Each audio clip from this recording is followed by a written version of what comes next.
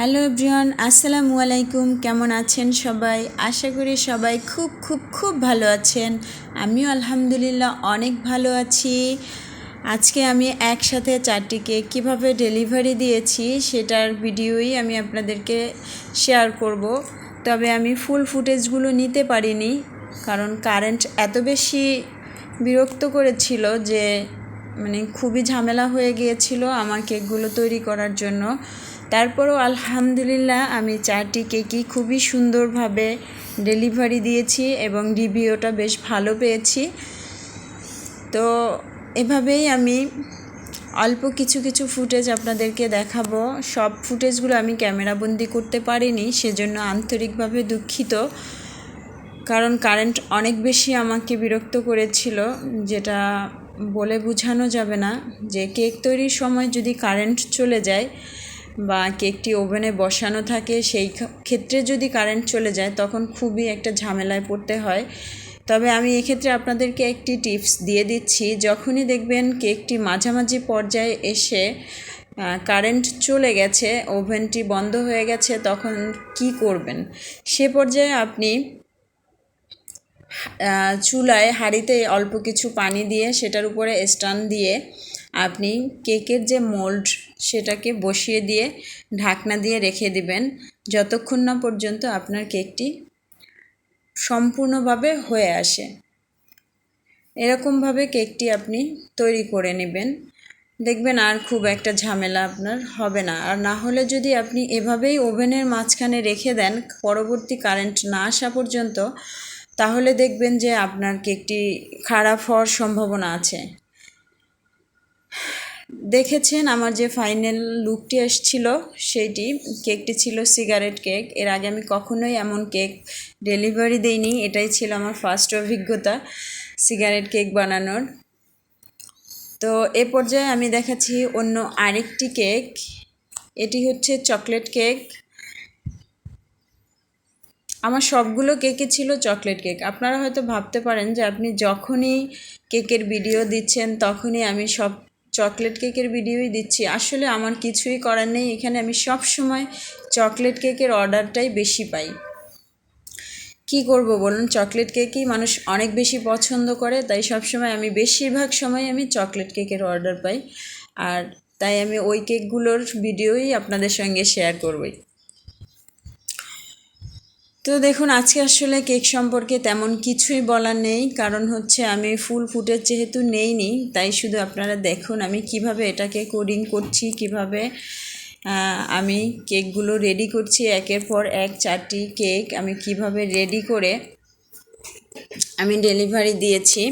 আমি হয়তো সবগুলো কেকের ফাইনাল লুকটা আমি দেখাতে পারবো না, তবে যতটুকু আমি দেখাবো চেষ্টা করেছি দেখানোর। তো দেখুন, এভাবেই আমি এক এক করে 4টি কেক আমি রেডি করেছি।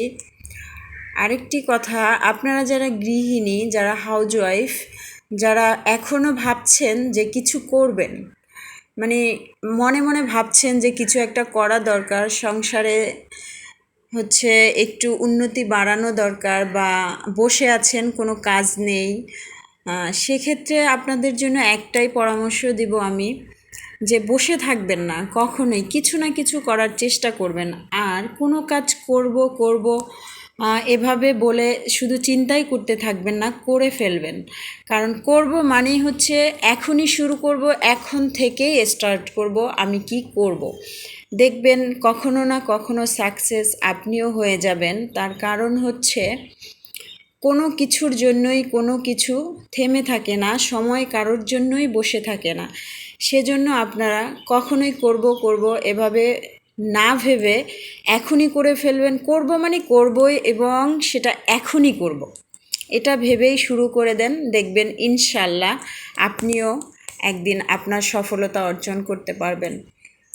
ঘরে বসে না থেকে আমরা যদি কিছু না কিছু করি, তাহলে হয় কি, হাজব্যান্ডের অনেকটাই হেল্প চলে আসে। আবার দেখা যায় হাজব্যান্ডের অনেক আছে, কোনো প্রয়োজন নেই, তারপরও আপনি কেন বসে থাকবেন? আপনি চাইলেই কিছু একটা করতে পারেন। আপনিও আপনার নিজের পরিচয়টাকে তুলে ধরতে পারেন সবার সামনে। কেন বসে থাকবেন? একদমই না, বসে থাকার দিন শেষ। এখন নিজের পরিচয় তৈরি করার দিন শুরু। যে যেখান থেকে যেভাবে পারেন যে কোনো বিষয় নিয়েই আপনারা নিজের পরিচয়টাকে তুলে ধরার চেষ্টা করবেন। মনের শান্তি পাবেন, ভিতর থেকে একটা প্রশান্তি কাজ করবে যে আমিও কিছু করতে পেরেছি। তো এটাই ছিল আপনাদের উদ্দেশ্যে আমার মেসেজ। জানি না আপনাদের কার কেমন লাগবে আমার কথাগুলো শুনতে। হয়তো কারোর ভালো লাগবে, হয়তো কারোর ভালো লাগবে না। যাদের ভালো লাগবে না, হয়তো কারোর ভালো লাগবে, হয়তো কারোরই ভালো লাগবে না। সেক্ষেত্রে আমি একটা কথাই বলবো, যাদের ভালো না লাগবে তারাও শুনবেন, শুনতে তো কোনো দোষ নেই। আর তার সাথে হচ্ছে আমার কেকের ডেকোরেশনগুলো একটু দেখবেন। দেখুন, এই কেকটাকেও আমি ডেকোরেশন করেছিলাম, কিন্তু এটার ফাইনাল লুকটাও আমি আনতে পারিনি, দেখাতে পারিনি। তবে এটাও একটা কেক ছিল, হঠাৎ করে তখনই কারেন্ট চলে যায়। পরবর্তী এটা ছিল আমার আরেকটা সিগারেট কেক, এটা ছিল বাংলায় লেখা। তো এটা হচ্ছে আমার দ্বিতীয় কেক। ওই কেকটা দেখেই এটারও অর্ডার এসেছিল, তো এটাকেও আমি বানিয়ে ফেলেছি। দেখুন ফাইনাল লুকটি, কেকটি ভীষণ সুন্দর হয়েছে। আমি আসলে ভাবিনি আমি এটা করতে পারবো, তো করে ফেলেছি। আমার খুবই ভালো লেগেছে যে আমি প্রথম এই কেকটি তৈরি করেছি। এরপর যে আমি আরও একটি কেক দেখাবো, সেটাও হচ্ছে অন্য আরেকটা চকলেট কেক। এই যে দেখুন, এটা ছিল ফুল বাটার ক্রিম কেক ছিল এটা। ওদের অর্ডার ছিল ফুল কেকটি হচ্ছে বাটার ক্রিম হবে, তো আমি বাটার ক্রিম দিয়েই এটা তৈরি করার চেষ্টা করেছি। এই যে দেখুন,